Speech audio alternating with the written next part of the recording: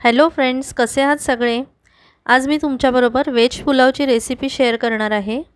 खरं तर ही रेसिपी माझ्या बाबांची खूप खास रेसिपी होती। सर्वांनाच त्यांनी केलेला पुलाव फार आवडत असे।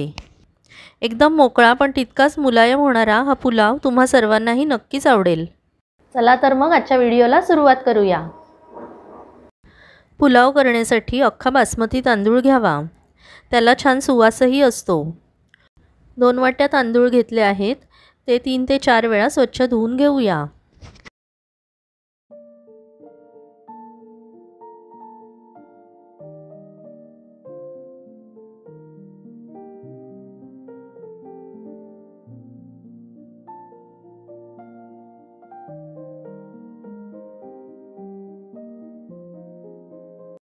तीन 4 वेळा धुतल्यानंतर पाणी असे स्वच्छ येईल।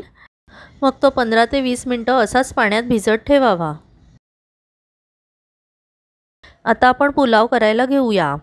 त्यासाठी पातेली किंवा कढईमध्ये 3 ते 4 चमचे तूप घालूया। तुपाऐवजी आपण तेलही वापरू शकतो।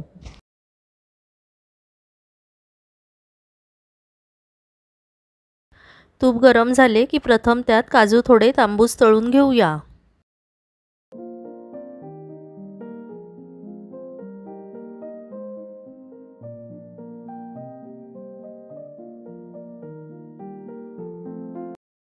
काजू असे खरपूस तळले गेले की एका वाटीत काढून घेऊया।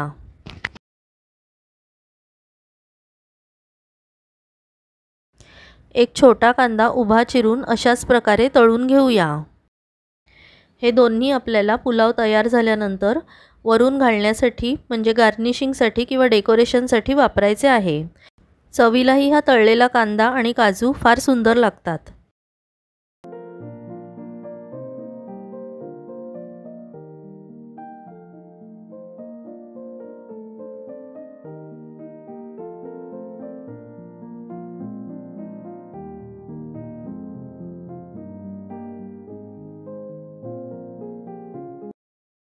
आता हे तळून बाजूला ठेवूया।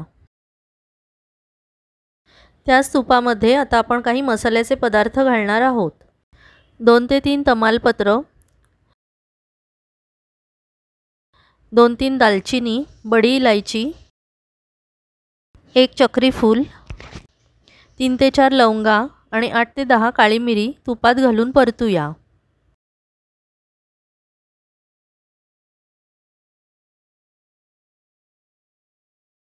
तूप कमी वाटत असल्यामुळे मी त्यात 2 चमचे तूप आणि वाढवत आहे। आता एक उभा बारीक चिरलेला कांदा त्यात घालूया।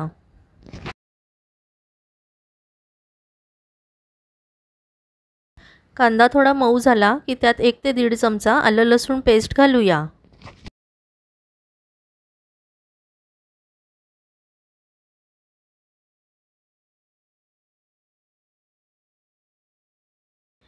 एक ते 2 हिरव्या मिरचीचे मोठे तुकडे करून घालूया।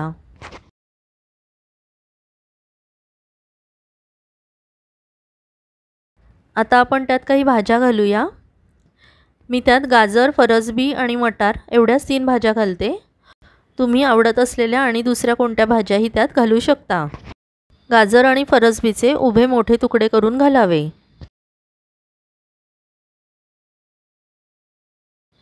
भाज्या थोडा वेळ तुपात परतून घ्याव्या। मग त्यात चवीनुसार मीठ घालावे।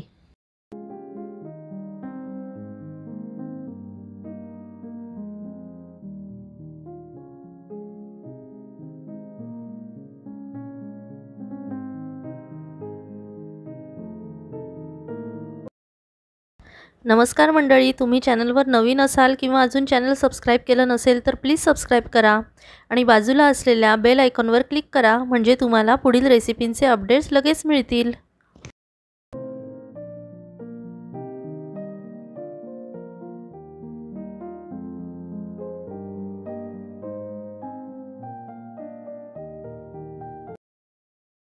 आता त्यात 4 वाट्या पाणी घालूया। ज्या वाटीच्या मापाने तांदूळ घेतले त्याच वाटीने दुप्पट पाणी घालावे।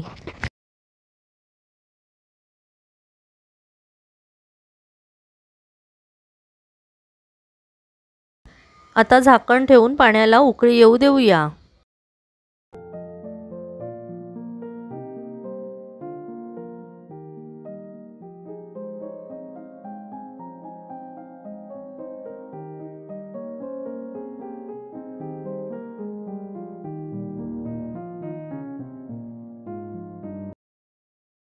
पाण्याला उकळी आली की त्यात मगाशी भिजवून ठेवलेले तांदूळ घालूया।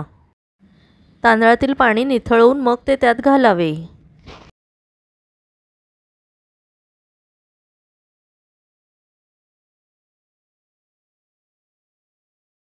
आता त्यावर झाकण ठेवून भात चांगला शिजू देऊया।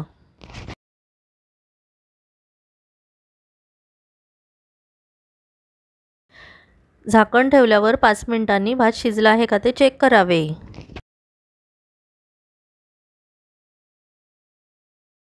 अशा प्रकारे कडेने चेक केल्यावर त्यात पाणी आहे का ते दिसते।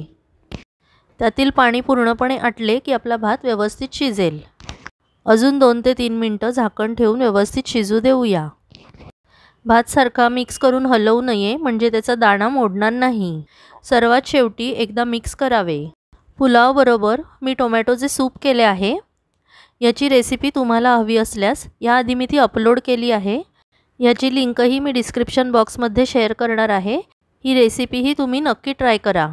भात शिजताना गॅसची फ्लेम लो टू मीडियम ठेवावी, तो खाली लागणार नाही याची काळजी घ्यावी। आता पुन्हा एकदा पाणी आटले का ते आपण चेक करूया। पाणी पूर्णपणे आटले आहे। आता आपला भात तयार झाला आहे। एकदा हलक्या हाताने मिक्स करून घेऊया। मस्त मोकळा असा आपला पुलाव तयार झाला आहे आणि फारच सुंदर त्याचा सुगंध येतो आहे। एक एक दाणा मोकळा होऊनही छान मुलायम असा आपला व्हेज पुलाव तयार झाला आहे। आता गॅस बंद करूया आणि मगाशी खरपूस तळून ठेवलेले कांदा आणि काजू त्यावर घालूया आणि पुलावमध्ये सगळं मिक्स करून घेऊया। थोडा कांदा आणि काजू गार्निशिंगसाठी ठेवून देऊया।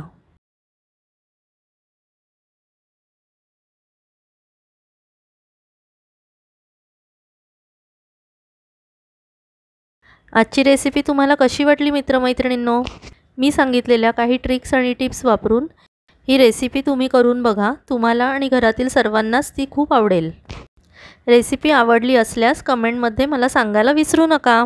एक लाईक तर नक्कीच द्या आणि तुमच्या मित्रमंडळींमध्ये शेअरही करा। चला तर मग पुन्हा भेटू अशाच छान छान रेसिपींबरोबर। तोपर्यंत मस्त खा आणि स्वस्त रहा।